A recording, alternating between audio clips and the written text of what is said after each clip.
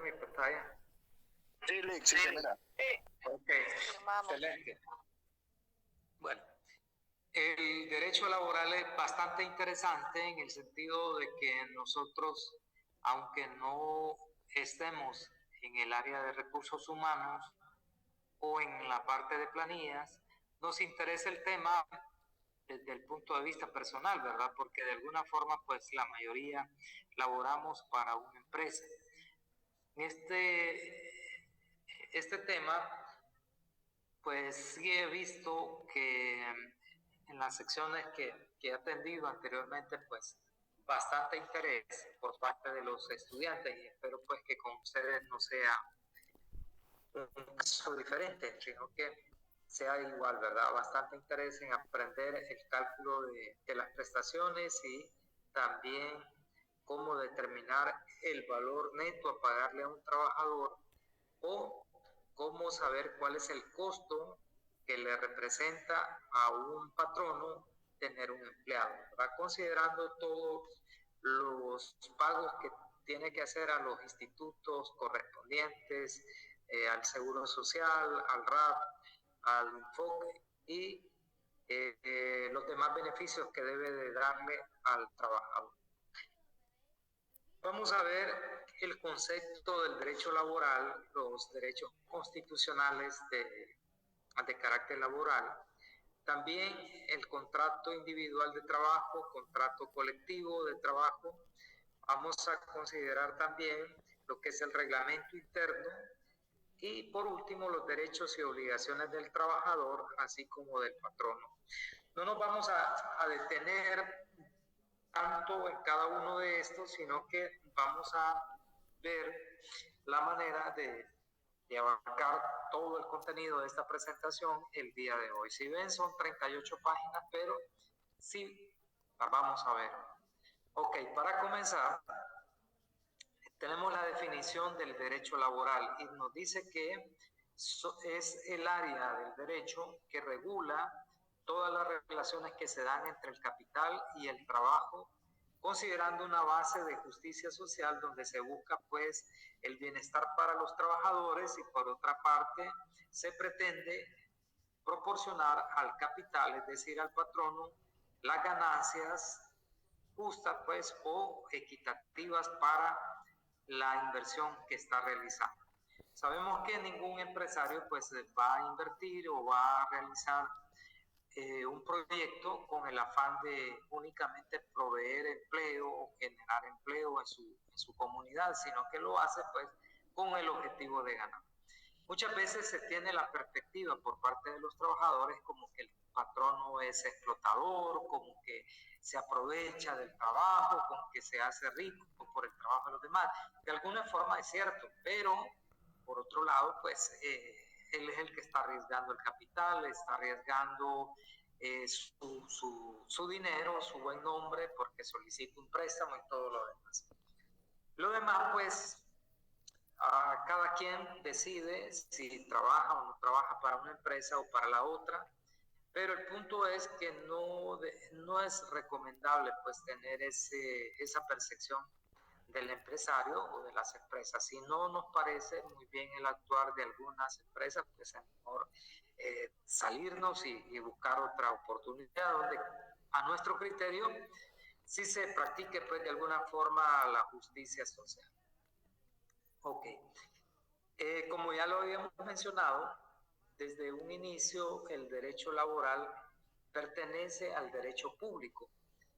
Decíamos que aunque trata la relación que sea entre patrono y trabajador, se supone que es una relación privada, sin embargo es de interés público el bienestar del trabajador. El Estado como tal tiene como fin primordial pues el ser humano, de alguna forma pues busca asegurarle la dignidad, el buen trato, garantizarle los derechos a cada persona y entonces de ahí pues que el Estado se interesa porque el patrono trate de una forma justa al trabajador. Y esto pues dada la la desventaja que muchas veces tiene el trabajador frente al patrono, en el sentido de que como trabajador necesita un empleo y de repente en nuestros países sabemos que a veces es más la demanda de trabajo que la oferta de trabajo, sino veamos esas ferias de empleo, ¿verdad? Que muchas veces realizan ciertas instituciones donde vamos a ver grandes cantidades de trabajadores buscando una oportunidad para laborar. Sin embargo, las oportunidades o las ofertas que hay de puestos de trabajo son bastante mínimas. Tal vez pueda ser que para un puesto de trabajo vamos a ver que 100 personas están aplicando. Entonces, desde esa perspectiva, pues puede ser que algunos patronos saquen provecho y traten de imponer sus condiciones aún en detrimento de las condiciones de vida del empleado. Entonces ahí es donde el Estado cumple su papel para poder asegurarle el bienestar al trabajador. Hay algo bien interesante, que la Constitución de la República ya establece que todas las relaciones que se dan entre el trabajador y el patrono pues son de orden público. De ahí que aseguramos o decimos que el derecho laboral pertenece a la rama del derecho público y no al derecho privado. Algo bien importante que ustedes pueden leer en el último párrafo es que los derechos del trabajador son irrenunciables. Irrenunciables significa que aunque el patrono lo haga firmar una carta donde ustedes están de acuerdo a que no les pague el 13º mes o 14º mes, aunque tenga firmada una carta donde ustedes están de acuerdo que no les paguen el salario mínimo, que no les paguen auxilio de cesantía o que no les paguen sus prestaciones al momento de una renuncia o de un despido, aún así el patrono está en la obligación de pagar. Y el Estado, a través de la Secretaría de Trabajo, hace de que cumpla esas obligaciones que tiene según la ley. Es decir, que no es válido que ustedes firmen, ustedes lo pueden firmar, pero el patrono no tendrá garantía de lo que ustedes firmaron, porque eso es irrenunciable. Ustedes no pueden renunciar a sus derechos o a sus beneficios, aun y cuando ustedes estén conscientes de lo que firmen, ¿verdad? Entonces, a eso se refiere, pues, de que son irrenunciables todos los derechos del trabajador. Tenemos una lista de las diferentes fuentes del derecho laboral, entre las cuales resalta la Constitución de la República, del artículo 127 al 144, ustedes pueden encontrar aquellos derechos que tiene el trabajador, tales como la jornada de trabajo de 8 horas para un turno diurno, la jornada mixta y tenemos la vespertina, todo eso pues al final del día está estipulado en la Constitución de la República. Luego tenemos el Código de Trabajo. En el Código de Trabajo nosotros vemos a todo lo relacionado a las obligaciones, a los derechos que tienen los trabajadores. Vamos a ver ciertos artículos, no les prometo ver el 100% del contenido del Código de Trabajo, sin embargo, pues vamos a ver lo que más se relaciona con nuestro quehacer como contadores. Luego tenemos algunas leyes especiales, como la Ley Marco del Sistema de Protección Social, que esta ley fue derogada en 2022 o fue declarada inconstitucional. Sin embargo, en 2024, en junio específicamente, se comenzó a aplicar lo que es una nueva ley que se llama Ley de Reserva Laboral, la cual pues concede el beneficio para los trabajadores de una provisión aproximadamente del 50% del auxilio de cesantía. Los que trabajan en recursos humanos o los que están en planillas saben de lo que estamos hablando. Vamos a ver un poquito más a detalle cuando estemos viendo el cálculo de las planillas.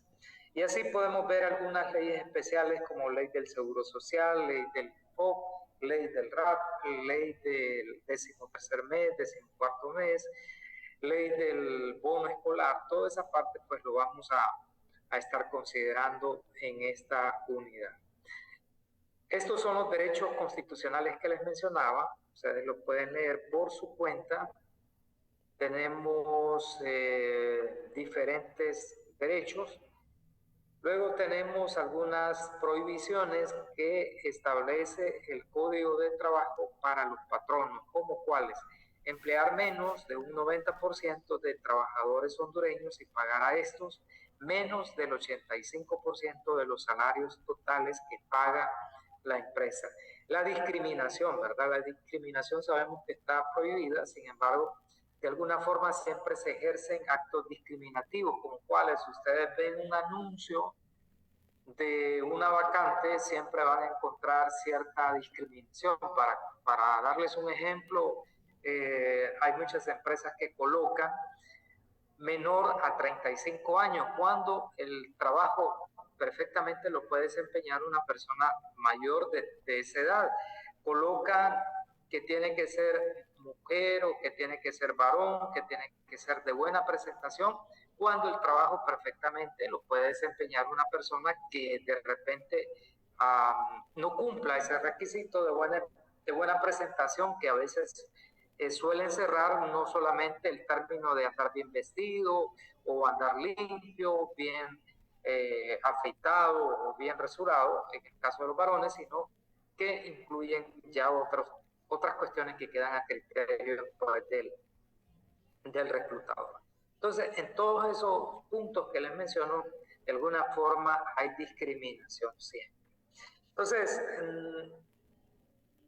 esto está contemplado en la ley, sin embargo, no hay una supervisión tan estricta en cuanto al cumplimiento de esto. Va a depender más de la política social que tenga la empresa. Para el caso, ustedes no sé si visitan o han visto en los supermercados estos de Walmart, en las maxi despensas, en el Walmart, que van a encontrar personas con algún reto especial, ¿verdad? Que están en caja. Hay personas que no pueden hablar, son mudos, pero están ahí trabajando, cuando no cualquier empresa les abre puertas. Entonces es bien interesante pues que estas empresas tienen esa apertura, pero ya tiene que ver con la decisión propia de la dirección, y lógicamente hay un beneficio fiscal. Ustedes lo van a ver más adelante cuando lleven su clase de seminario tributario. Bien interesante ese tema. Lo vemos de forma general. Luego tenemos los diferentes contratos de trabajo. Tenemos contratos de trabajo individual, tenemos contratos de trabajo colectivo. En ambos pues hay ciertas particularidades. Todos, en algún momento, si trabajamos, vamos a firmar un contrato de trabajo individual. Lo que no siempre vamos a ver en una empresa es contrato de trabajo, permítanme, un contrato de trabajo colectivo. Los contratos de trabajo colectivos son más en empresas donde tienen sindicatos. Donde hay un sindicato, pues vamos a ver un contrato colectivo.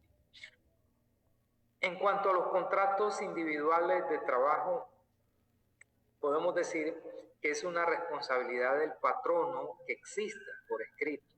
Si no existe un contrato de trabajo por escrito, quien se lleva la peor parte es el patrono, en el sentido que ya el Código de Trabajo dice que cuando no se tiene un contrato firmado, se van a tener como válidas las condiciones o lo que alegue o lo que diga el trabajador. Si alguna empresa, muchas veces cuando son pequeñas empresas o microempresas,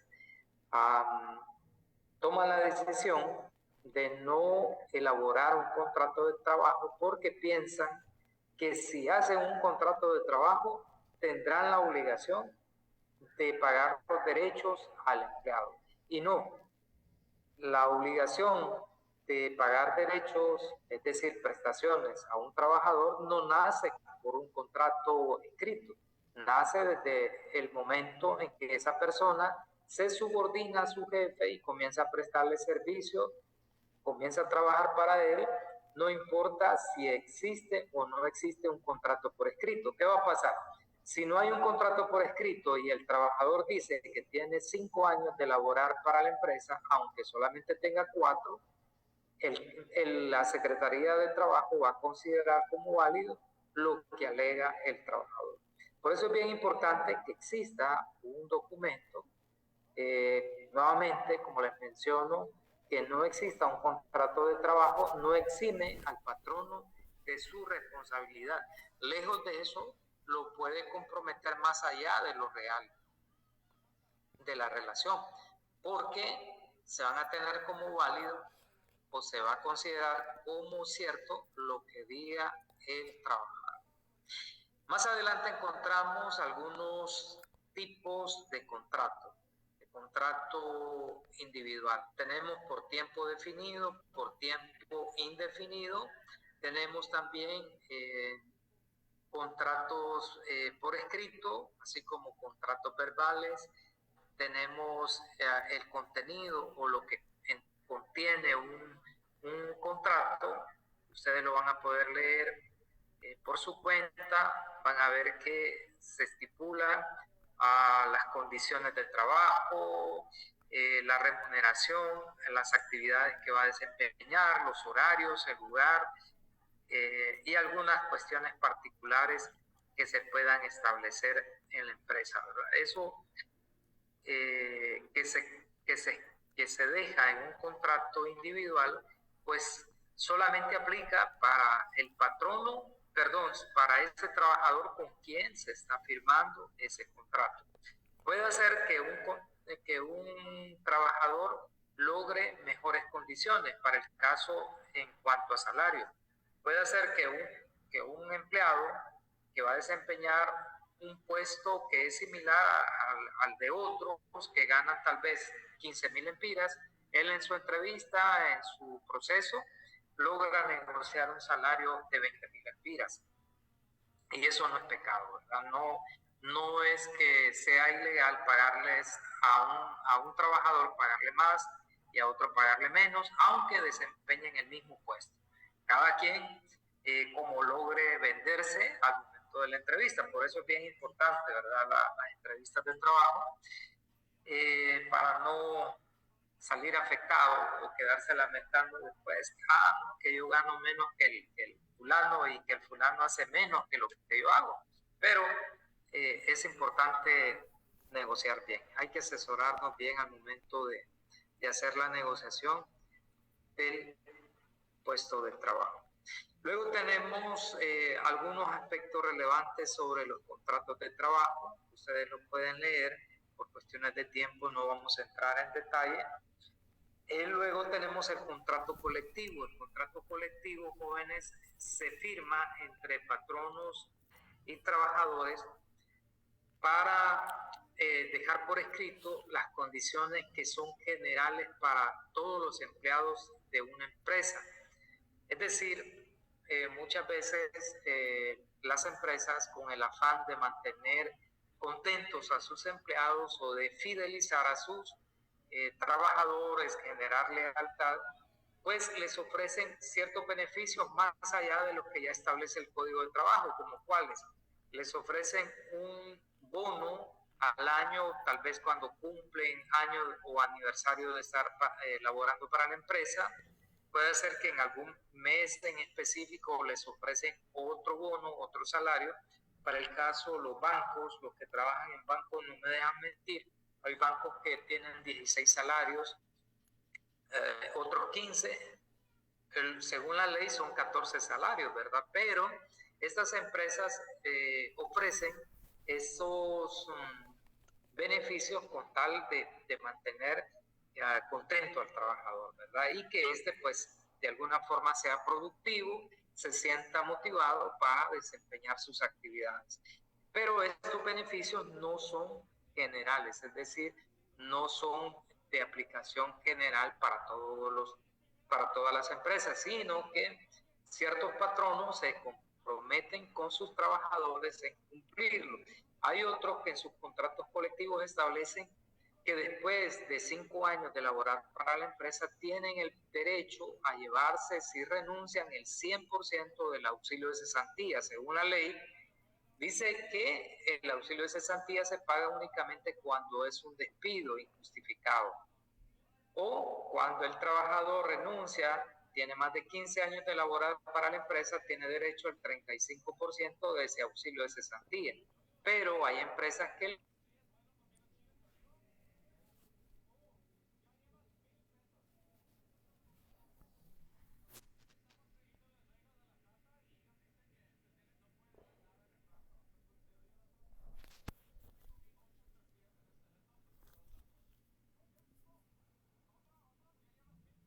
de trabajo agradable se sienta compartido. Entonces, hay que valorar, los trabajadores lo valoran, pero cuando comenzamos a comparar con empresas, nos damos cuenta de que hay unos beneficios más que otros más que otras empresas, ¿verdad? Y eso se da por las negociaciones que se logran establecer en esos contratos colectivos.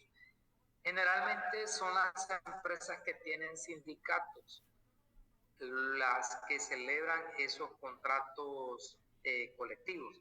Sin embargo, hay compañías que, aunque no tengan un sindicato de trabajadores, lo hacen con la finalidad pues, de que vean los trabajadores que no es necesario tener un sindicato para tener mejores beneficios que las demás empresas. Entonces, todo eso lo hacen las empresas muchas veces jugando como anticipado para que no se les vaya a formalizar un sindicato. ¿Por qué? Muchas veces se sataniza un sindicato, ¿verdad? Por el tema de las huelgas o el tema de protección a los mismos colaboradores, que para poder despedir a un empleado pues tiene que estar bien sustentado ese despido, si no es segura demanda la que se va a ganar por el asesoramiento o el acompañamiento que dan los sindicatos a sus agremiados. Entonces, este tema del contrato colectivo es bastante interesante. Todo lo relacionado a estos, ustedes lo pueden leer en el Código de Trabajo, pero les dejo los artículos más relevantes en la presentación. Espero que al menos esto pues puedan leer por su cuenta. Por cuestiones de tiempo no vamos a entrar en detalle, pero sí hay bastantes particularidades en esto. Si ustedes tienen algún comentario después que hagan la lectura, pues lo pueden hacer si les queda la duda, para poder apoyarles. Luego tenemos lo que es el reglamento interno de trabajo. El reglamento interno de trabajo, jóvenes, creo que no se está proyectando. No se ve la pantalla. Ahora sí. Sí. Okay. Tenemos el reglamento interno de trabajo. Creo que los que elaboramos estamos bastante familiarizados con este documento, porque es costumbre o es parte de la ley que se le da una copia. En algunas empresas le dan copia del reglamento interno, otras lo que hacen es únicamente dejarlo en la cafetería o en alguna parte visible para los trabajadores para que lo puedan leer. Lo malo es que lo ponen con una letra muy pequeña y que nadie le va a prestar tanto interés en ponerse a leer. Pero hay empresas que ya tienen su página para los empleados, su portal, entonces ahí mismo dejan el reglamento interno de trabajo. En ese documento sabemos de que vamos a encontrar todas las condiciones bajo las cuales se va a desempeñar el empleado y el patrono, cuál va a ser el actuar del patrono y viceversa, ¿verdad? Vamos a encontrar cuáles son las jornadas de trabajo, los horarios, el código de vestimenta, ciertos beneficios que puede dar la empresa.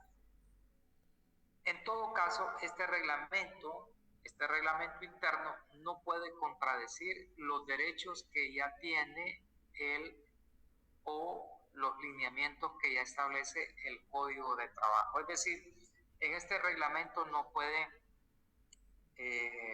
establecerse jornadas de trabajo por más de las que ya establece el Código de Trabajo. Entonces, todo va a ser enmarcado en los lineamientos del Código de Trabajo y las demás leyes que son aplicables a la materia laboral. Así que esto es bastante interesante. ¿Quiénes están obligados a tener un reglamento interno de trabajo? Vean ustedes el artículo 88. Establece que aquellas empresas que se dedican al comercio y tienen de forma permanente a 5 trabajadores como mínimo, pues están en la obligación de tener un reglamento interno de trabajo. Aquellas empresas que se dedican a producir, que son industriales, si tienen más de 10 empleados, pues están en la obligación de elaborar un reglamento interno de trabajo. Las que son agrícolas, ganaderas, forestales, si emplean más de 20 trabajadores, también tienen la obligación de elaborar un reglamento de trabajo. Y aquellas empresas que tienen más de una actividad de las que ya se mencionan anteriormente, pues si tienen más de 10 trabajadores, están en obligación de elaborar un reglamento interno de trabajo. Vean ustedes pues que hay una obligación, no es porque quieran las empresas elaborar un reglamento, sino que nace la obligación en el Código de Trabajo. Ahora, este proceso está reglamentado, está documentado en el mismo Código de Trabajo. Se menciona cómo va a ser el procedimiento, cuál va a ser el contenido, quiénes pueden hacerlo. Dice que este documento únicamente lo puede gestionar o lo puede elaborar un profesional del derecho. Entonces, no es un contador que va a elaborar, no es de solamente copiar un reglamento ya existente y listo, este va a ser nuestro reglamento interno de trabajo, sino que tiene que ser personalizado, ¿verdad? De acuerdo al contexto de la empresa, de acuerdo a las condiciones de trabajo, en base a eso pues se va a desarrollar lo que es el reglamento interno de trabajo.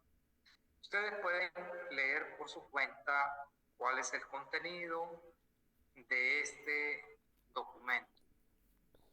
Ahí lo tenemos. Por último, tenemos lo que son las obligaciones y las prohibiciones que se le hacen al patrono y al trabajador. Espero pues que ustedes leer por su cuenta de manera directa del Código de Trabajo del artículo 95 al artículo 98. Hagan la lectura para efectos de evaluación de la clase, ¿verdad? El contenido es bastante, tampoco me voy a poner a pedirles que me escriban el artículo como tal o que me lo sigan como tal. El objetivo no es ese de la clase, es más práctico, ¿verdad? Así que nos vamos a enfocar más en la aplicación del Código de Trabajo. Pero es importante conocer cuáles son las obligaciones que tiene el patrono y las obligaciones que tiene el trabajador para con el patrón. Me gustaría escucharles si tienen alguna duda, algún comentario, alguna experiencia que tengan en materia o relacionado pues con este tema del derecho laboral. Es bastante amplio, sin embargo, es muy provechoso cuando ustedes nos comentan algo desde su experiencia, ¿verdad? Muchas veces hay experiencias personales o de familiares, de cercanos, que pueden servir para los demás compañeros. Así que es la oportunidad para que cada uno pueda participar, ¿verdad?, de lo que desee. Vamos a ver.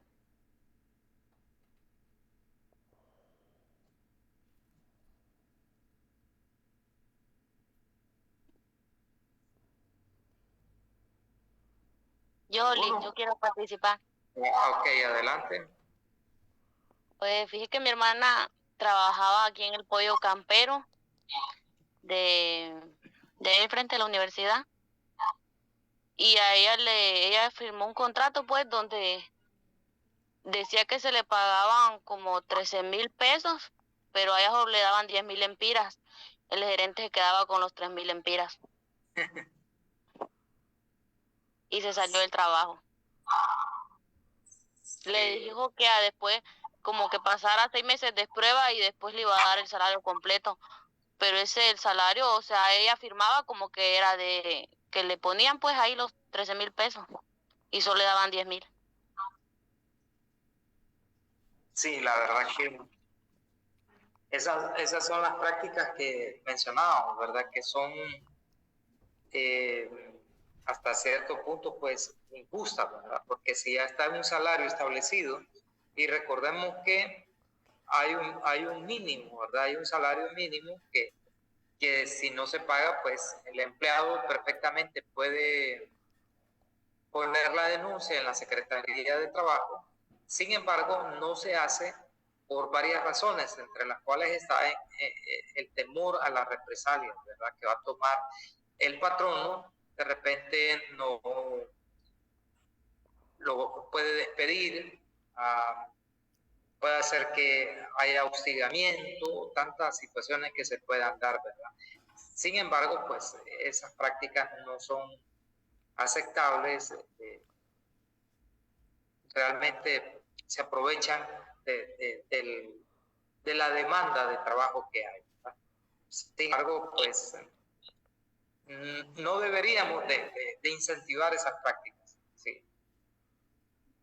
Ajá, y había una amiga que salió embarazada hace poco y ella trabajaba ahí en Banpaís y la obligaron a que renunciara para no darle las prestaciones.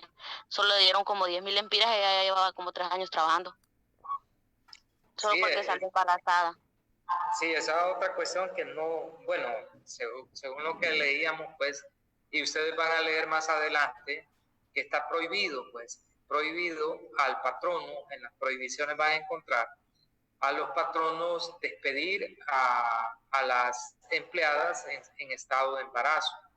En estado de embarazo no lo pueden hacer solo si hay una razón justificada, es decir, una falta grave por parte del trabajador, de la trabajadora en ese caso, que de repente, de acuerdo al Código de Trabajo, pues ya se definen cuáles son faltas graves o cuáles son razones que se consideran válidas para el patrono para despedir a un trabajador. Pero en cuanto a las mujeres embarazadas, pues es bastante claro. Lo puede hacer, sin embargo, tiene que pagar beneficios o derechos aún más allá de lo que se le pagaría a un empleado normal, como cuáles: las horas de lactancia, el descanso pre y postnatal y otros beneficios, ¿verdad?, que tiene que pagarse. Si lo va a despedir, dice el Código de Trabajo, si va a despedir el patrono a una empleada en estado de embarazo, tiene que solicitar autorización o visto bueno de la Secretaría de Trabajo, a ese nivel, ¿verdad? O sea, no es solo por despedirlo. Entonces, sí, es bien importante asesorarse para este tipo de situaciones, ¿verdad? Yo digo que no es asesorarse, a veces yo creo que simplemente no se puede porque son empresas grandes. También uno se mete como a problemas, como fichado, que ya no le vuelvan a dar trabajo. Sin embargo, son derechos, pues, que tiene el trabajador. En mi caso, licenciado, yo estuve trabajando en una empresa donde si se formaba un sindicato, era excusa para despedir a las personas. Y si, digamos, uno ya no quería estar en la empresa, ya tenía la excusa de formar un sindicato para poder salir de la empresa. Entonces, la empresa no permitía que se formara un sindicato. Sí, creo que la mayoría de empresas tienen esa política, ¿verdad? A pesar de que si ustedes leen el Código de Trabajo, van a encontrar de que el Estado protege a los sindicalistas, pero intenten hacerlo ustedes en su trabajo y fijo que lo piden, ¿verdad? Entonces es bien lamentable esa situación. Jóvenes, por cuestiones de tiempo vamos a llegar hasta aquí. Nos reunimos mañana.